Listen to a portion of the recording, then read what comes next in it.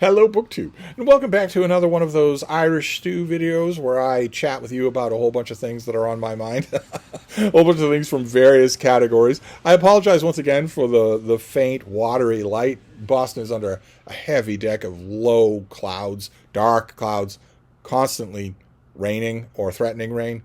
I'm very glad that I got in a Brattle bookshop visit when it was clear weather, because I don't think this stuff is going anywhere anytime soon.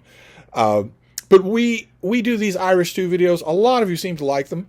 So we will, even when you disagree with them, which is a great thing that has started to happen. People started to email and say, I'm not so sure that I agree with that point that you made or this point that you made. And the reason why I like that is not because I like being disagreed with, as all megalomaniacs I like to be agreed with, but because so many of the people who are emailing me get how to disagree with someone.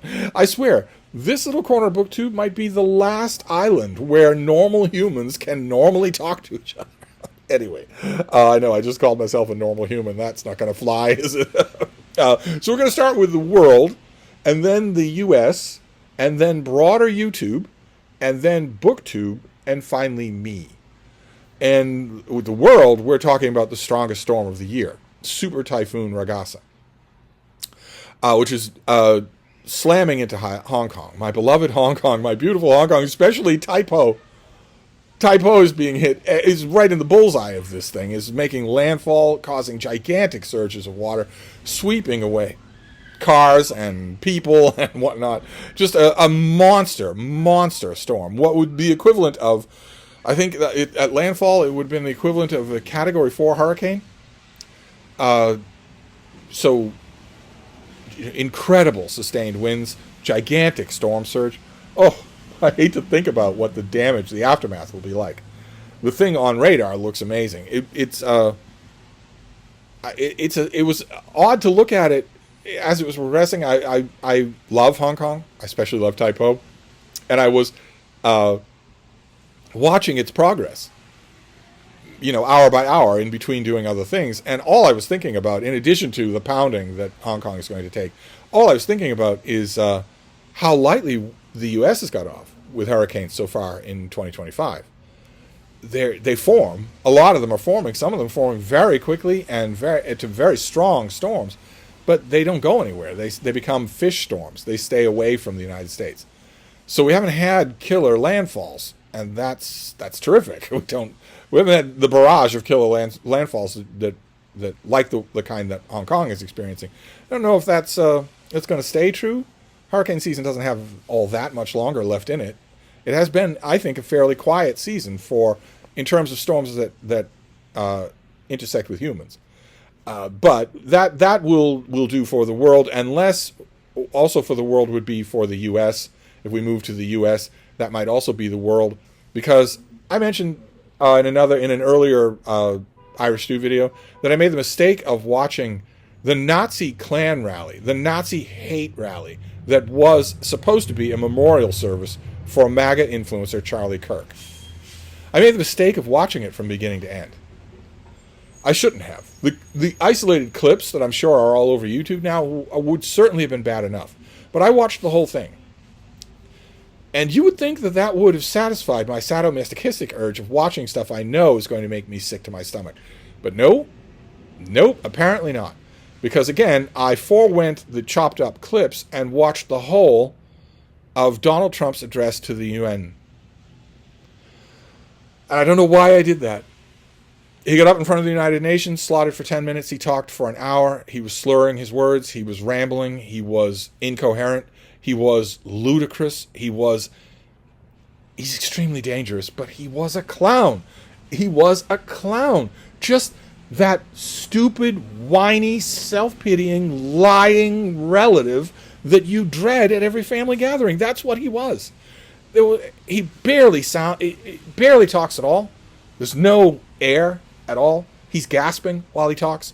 He was complaining about minor things, an escalator stopping or whatnot, and that he was going to have a strong word with the management, making all sorts of absurd lies about wars that he has stopped with countries that aren't anywhere near each other, weren't at war with each other, these names he can't pronounce. Just I remember a time when George W. Bush was president, when there was a large movement in the United States of people, that social media was just starting, the internet was just becoming the kind of ubiquitous that it is today, and there was a large movement put forward by a whole group of concerted groups in America to apologize to the rest of the world for our president. And I saw that movement and I thought, I smiled just a little, and I cannot imagine, no one could have imagined that this doddering, slushy-mouthed lunatic is president of the United States. He never made sense. For the whole 40-something minutes that he talked, he never made any sense. Nothing that he said was true. All of it for 40-something minutes. One easily disprovable lie after another. I don't know what the delegates must have been thinking. Again, as I've said many times before, it's like MAGA doesn't believe that the rest of the world has cell phones. So when the President of the United States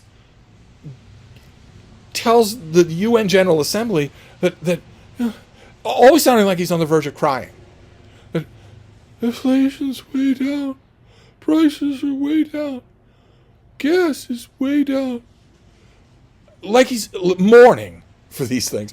None of that is true. It's easy to find out that that's not true. None of it is. I watched the whole of it. I really should stop doing that. I really should. I watched the whole of the Oval Office weirdo event where he said that the Amish don't have autism, and that Puerto Rico is too poor to buy Tylenol. He does not believe that Puerto Rico is part of the United States. He does not believe that. He's been told that dozens of times, and he does not believe it. I watched the whole of that. I watched the whole of the Charlie Kirk revival meeting, the Nazi Bund meeting, and I watched the whole of this thing. I watched the whole of this UN thing. Why do I do this to myself? Why? Why do I do this to myself? This was a room full of people who were too afraid of this lunatic to mock him. And with good reason. Anyway, we can move. That was the U.S. Is that the President of the United States is a clown. Apart from anything else that he is, apart from all the evil that he's doing, he's a clown. He's just a ridiculous, pathetically laughable figure. Anyway, I mean, you could say the same thing about George W. Bush, but you couldn't say it about Dick Cheney. And any more than you can say it about Stephen Miller. So, anyway, let's just move on to broader YouTube.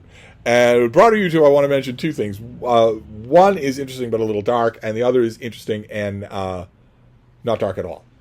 History and Coffee is. I'll leave a link to History and Coffee is a history channel on YouTube, mainly Tudor history.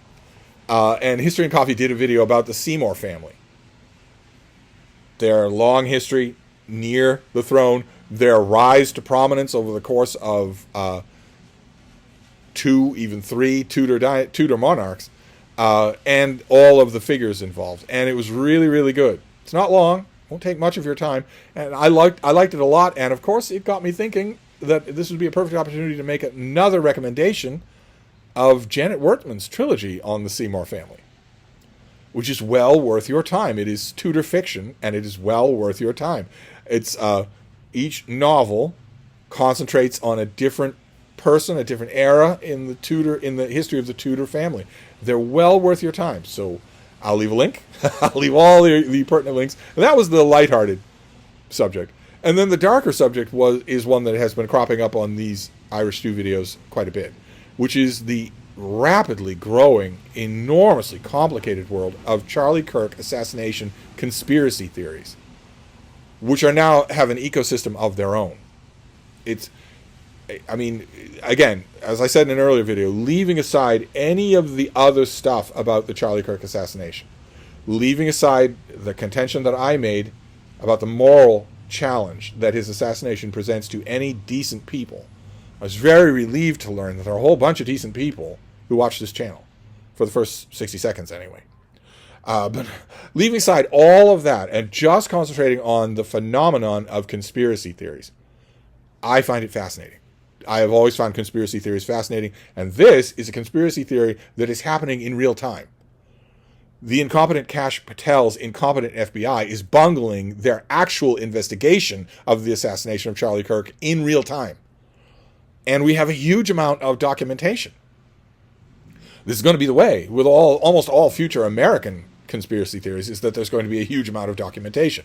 Except when the conspiracies are something that the regime doesn't want forwarded at all, when they want to squash it with all their strength. If that's true, then the documentation that is everywhere and that is prolific will be gone. It won't be around for you to examine. That also could stay true, but it won't affect other free countries outside the United States, at least in the next 10 years. So along those lines, it might behoove us to point out that Trump lost the 2020 election.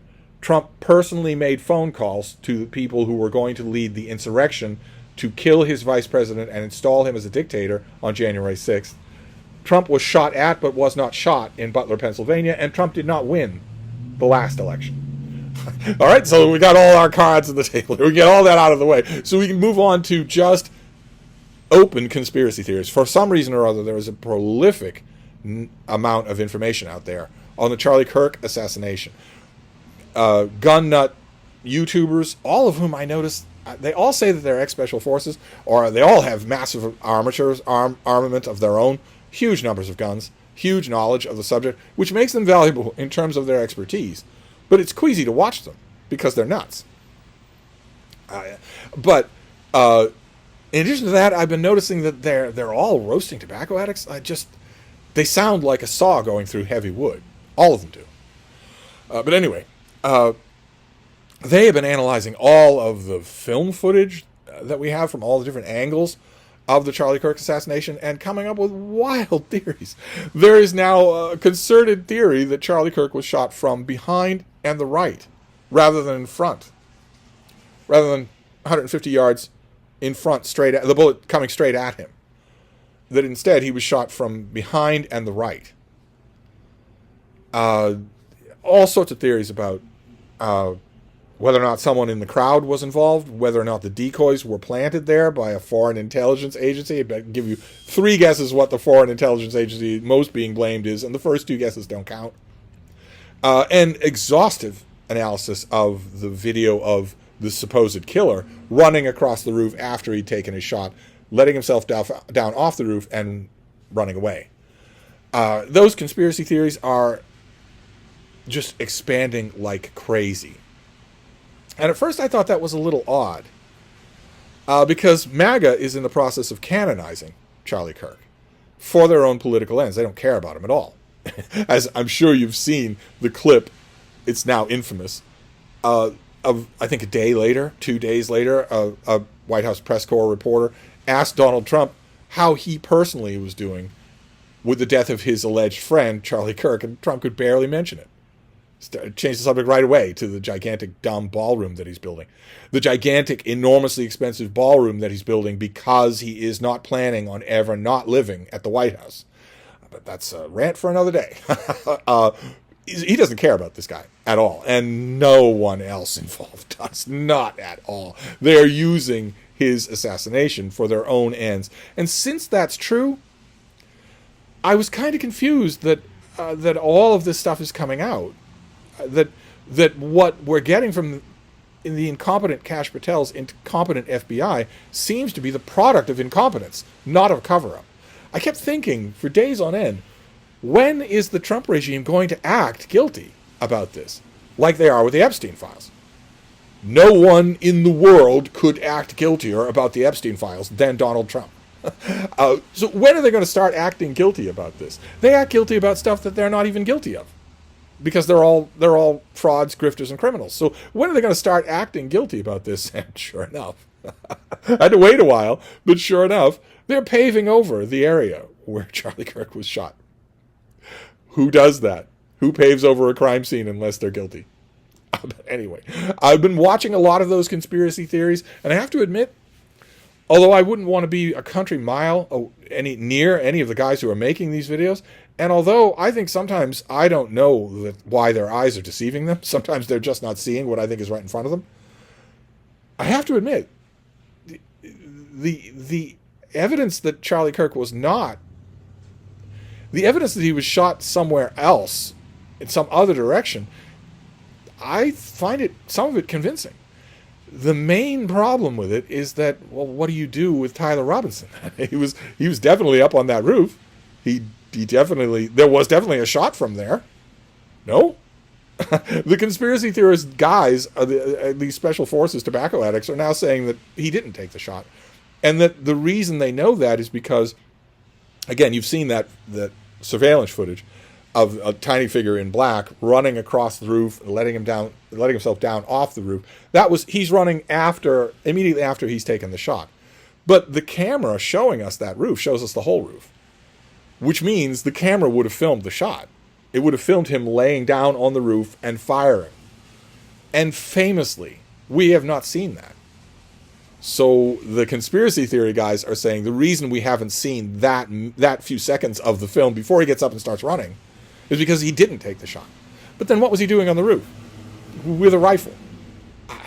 Anyway, I am watching them, I am monitoring all of them, because I know that the Trump administration is going to keep botching this. I know they are. In addition to paving over the crime scene, I know they're going to keep botching this. They hate Americans. They hate the truth. They hate anything like that. And they're, like I said, they're all so guilty that revealing anything, this most transparent administration in history, is anathema to them. We will never see an autopsy report, not a real one. We'll never see the body. We'll never see any autopsy photos if they were taken. We'll never see anything like that. That would settle everything. An honest autopsy report would settle everything. But I'm sure the American public will never see that. All of the unedited security camera footage of the incident, I'm sure we'll never see. Future generations maybe, but not now. So that makes these conspiracy theories, for me, all the more interesting. Anyway, so I don't have anything to link to there. Nothing in particular. I've been watching way too many videos to link to anything. But for when it comes to BookTube, I can definitely link to a video. Because BookTube, as always, is a breath of fresh air. It is a happy occasion. Because CriminOlly's channel turns 4 years old right about now. And to a lot of you, that is going to bring a big smile to your face. He's at nearly 60,000 subscribers. He is one of the most beloved BookTube channels on BookTube. And he is turning 4 years old. So I will leave a link to the video where he mentions that. You should go over, if you haven't seen, I'm sure you all subscribe to him. But if for some reason you missed that video, you should go over and give him a hearty congratulations in his comments field. That is wonderful. Talk about a pure positive for BookTube, that we have him here making his videos. That is just great. So that's BookTube. I would ordinarily recommend a bunch of BookTube stuff, but I just want to concentrate on that. This is Ollie's 4th anniversary on BookTube. How wonderful. And then we can move on to our final subject, which is me. And with me, we have a little bit of a developing drama.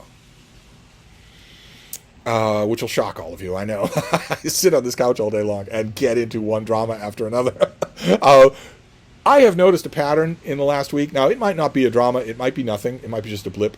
But I have noticed a pattern in the last week where when it comes time for me to read at night, I am not picking new books, new and forthcoming books. I'm not doing that. Last night was another example of that, where the bulk of the reading that I did was older stuff. So, on the one hand, I'm happy because I'm knocking off a lot of the books I get at the Brattle. But on the other hand, my reading remit for 40 years has been new releases in the American book market. And suddenly, I'm just not ending up reading a lot of them at night. I read some of them during the day, but they come out in a gigantic fire hose. I should be reading them nonstop just to keep barely in line with them.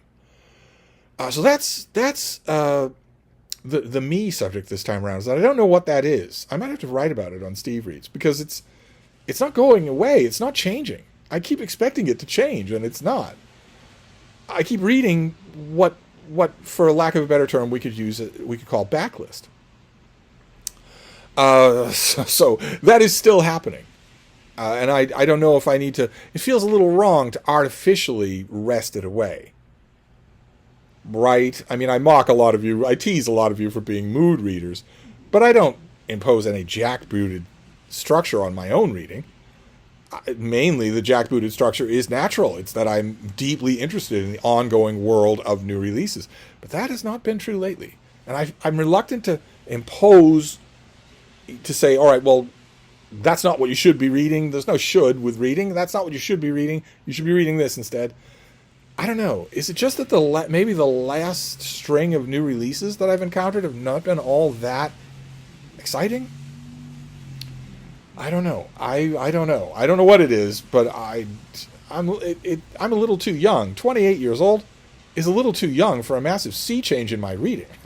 So I will keep you abreast of this subject. Of course I will, because there's one thing I love to do. It's whine about my catastrophes to everybody in the world. Only to 2 people on iMessage, but to lots of people on Voxer and lots of people in email, and the occasional lucky person right here in person for our wine and calzones.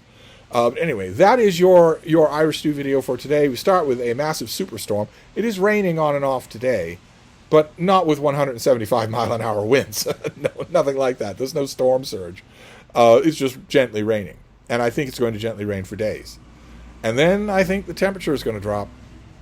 I think this storm is pushing lots of warm, close, humid air into Boston. I think when it clears out, it's going to dry up and cool off. But anyway, that's it. So we have a superstorm. We have a buffoon just rambling about his grievances and a few other random things, all lies, at the UN General Assembly. God help us. The world is laughing at my country. When that shouldn't be true. That shouldn't be true. The time-honored tradition is that the world is angry and afraid of my country. And that's okay. You can be those things, but you shouldn't also be laughing. It is so embarrassing that this has happened. And then Charlie Kirk conspiracy theories. I don't know what to make of any of it. I'm finding it fascinating. I am sorting through them the way I do any conspiracy theory. What are you saying that seems patently wrong? Like, for instance, that rooftop footage of the kid running to the edge of the roof and then letting himself down onto the ground. He's carrying something when he's running across the roof. He has to position the something to get it out of his way so he can hold on to the roof while he's dropping himself. And it's only one frame. It's not good camera footage, so it's only one frame. But in one frame, you can clearly see that the something he is holding is rigid. It is not a floppy backpack. It is not a floppy towel. It is rigid. There's one frame where both of his arms and both of his legs are accounted for, which means that something else is rigid in that frame. Well, I've watched I don't know how many of these gun nut bro-tube YouTube conspiracy guys saying that simply isn't true. He's clearly holding something floppy. No, he's not. Visually, he's not. Anyway, the main point of this whole Irish Stew is that CriminOlly's channel is 4 years old and going strong. So go over there and subscribe if you haven't, and go over and wish him well. Wish him congratulations, and here's to another 4 years. Because we need him here. So anyway, I'll wrap this up, whatever this is, and I'll be back. Thank you, BookTube.